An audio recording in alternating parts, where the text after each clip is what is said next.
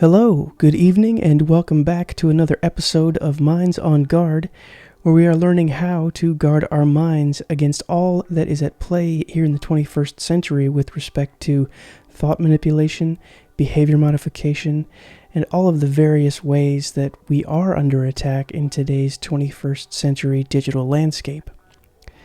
In recent videos, we have been examining the ways that we use and engage with digital devices and social media.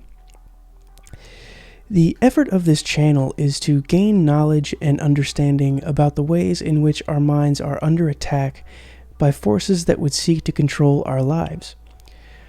What we have seen is that this is done in a vast array of methods through the utilization of both technology, psychology, and the systems that have been designed and put in place which order our society. The education system, the financial system, all of the systems that create, evolve, and sustain culture are all intertwined in ways that have direct and lasting effects on our minds and ways in which we understand and behave in the world. In last week's video, we dug a little deeper into the technology that we use in the 21st century with respect to the various digital devices that we have at our employ or at our disposal. What we discovered is that the digital world, while it's a wonderful and fascinating landscape that provides us with a kind of connected world that really once only existed in the most outlandish science fiction novels, has also evolved to become the new battleground in which military operations are going to be undertaken. Specifically, how the digital world affects our minds. Most of our modern conveniences were developed under military funding and with specific designs for military application and actual warfare. It just so happens that the advancements and the achievements of all that research and all the innovation is also being applied in the civilian world as well. I'd like to think that there is a clear line of delineation between what is used for war and what is used for regular day-to-day life. Unfortunately, those lines have become more and more blurred as the technology becomes more and more advanced. One such technological innovation is the harnessing and manipulation of electromagnetic frequency or field radiation. We discussed this briefly in last week's video with a specific focus on how the EMF waves interact with human cells. But tonight, in order to understand just what is happening around us all the time, we're going to dig just a little bit deeper into what electromagnetic field radiation is and why it's important to understand its presence and role in 21st century life. This video is going to be a little bit more technical than most of the ones that I do, but this topic is important as we are inundated with this EMF radiation constantly in today's world. The question is, should we be concerned and should we keep our guard up about the ways in which we interact with these technologies?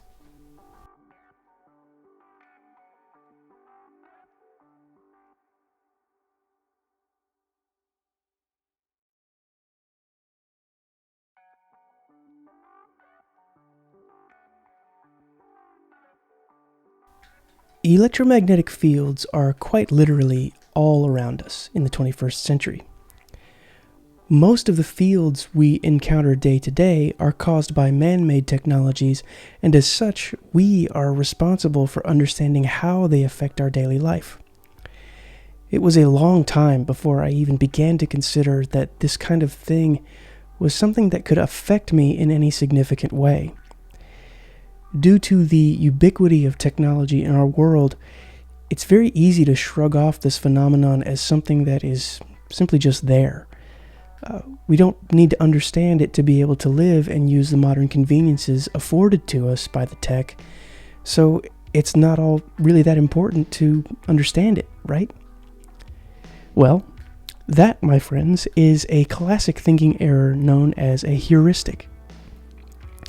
Heuristics are best understood as a process of problem solving used to save time, generate substitutes, or reduce effort. Heuristics are often built throughout one's lifetime. They can be thought of as best fit, rule of thumb, rapid solutions to problems that arise. We use heuristic thought processes for a great deal of our daily problem solving. It's not necessarily a bad thing, and it's actually quite effective in being able to deal with the massive amount of information that we deal with all the time. There is a danger in this, however, and the reason I call it a thinking error here is that really any heuristic is only as good or effective as its underlying logic. If the model is lacking key data or crucial information, it can lead us drastically off course and cause a great deal of problems in our lives. There really is quite a lot to this topic. It's very nuanced, and there are many ways to approach it. It's one of the ones that we may explore a bit more in the future. But in the meantime, if it's interesting to you, please have a look at the Frontisterium essays for a really great discussion on this subject.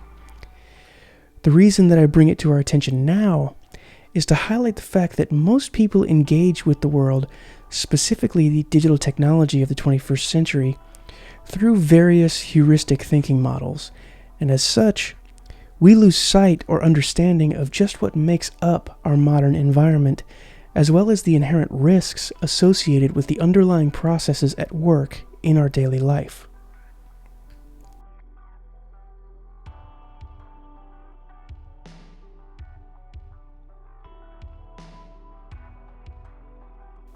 So then, what can we learn and understand about electromagnetic fields and how they work? Well, to start, let's look at electromagnetic radiation. Electromagnetic radiation, or EMR, consists of oscillating electric and magnetic fields that propagate through space, often modeled as waves. The frequency of a wave is defined by the number of wave cycles that occur per second and is measured in units of cycles per second, also known as hertz. The wavelength and frequency of a wave are inversely proportional, meaning the longer the wavelength, the lower the frequency, and the shorter the wavelength, the higher the frequency. From low to high frequency, the electromagnetic radiation spectrum includes radio waves, microwaves, infrared radiation, visible light, ultraviolet radiation, X-rays, and gamma rays. So, in essence, anything that contains both electrical and magnetic energy is able to emit electromagnetic radiation waves. When these waves propagate in our environment, they create what is known as electromagnetic fields, or EMFs. A field in this context refers to any physical quantity which takes on different values at different points in space. Therefore, electromagnetic fields can be simply thought of as a mathematical function that describes the strength of the field and the direction of the field at different positions and times.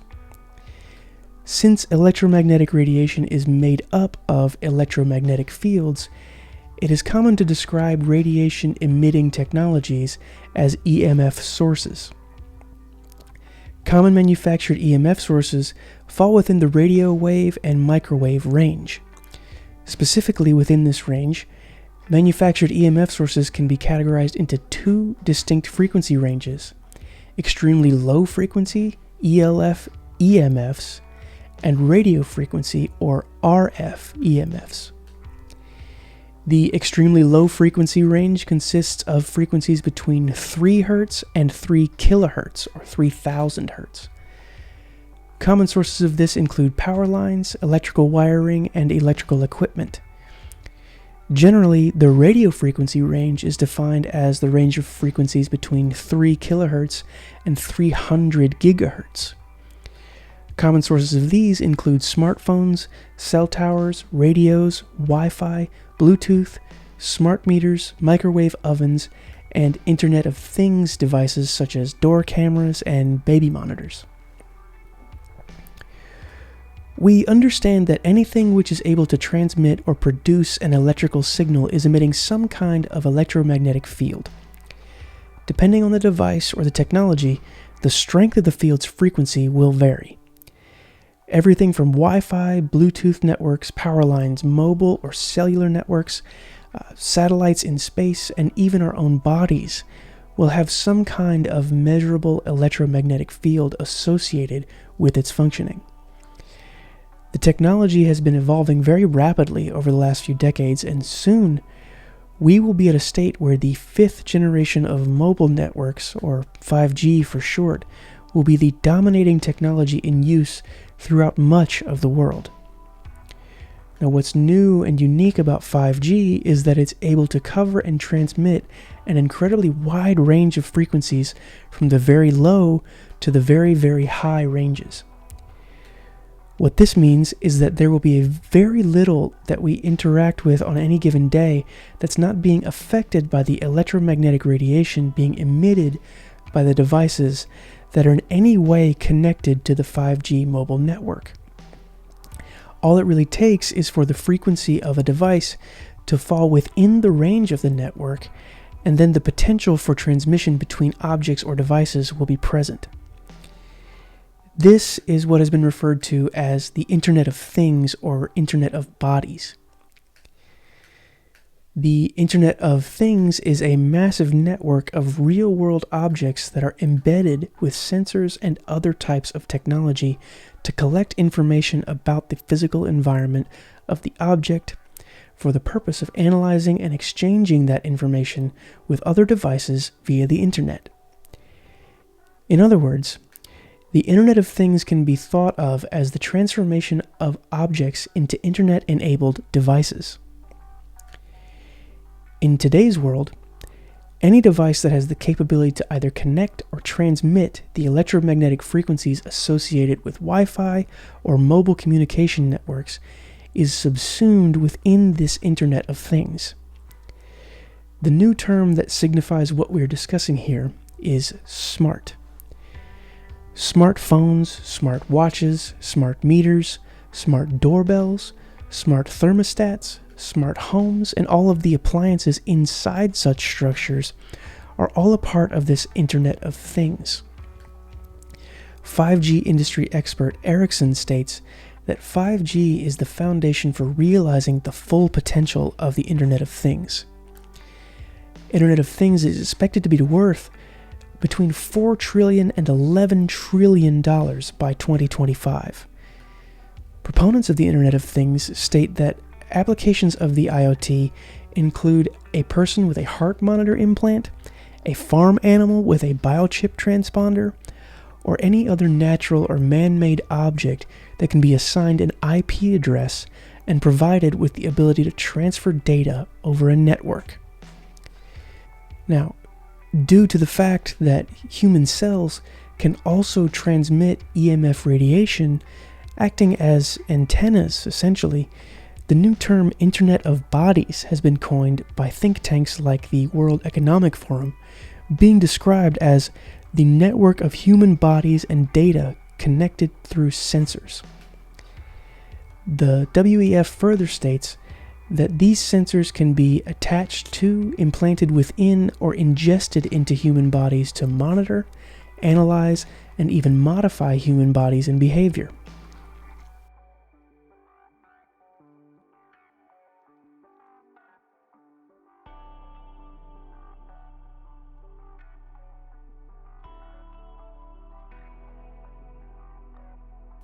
As we can see, the line between things and bodies quickly becomes even more blurred when we think about the growth potential of this technology. A few things that come to mind immediately to me are, what are the health risks that could arise with the ever-growing exposure to vast fields of electromagnetic radiation? If our bodies are acting as the antennas through which this radiation is being transmitted to all of our devices, sort of pinging back and forth between them and us, will that potentially cause issues at the cellular level? What kinds of cancer and autoimmune issues could we see in the coming years when there isn't a single corner of our environment that isn't transmitting massive amounts of EMF radiation?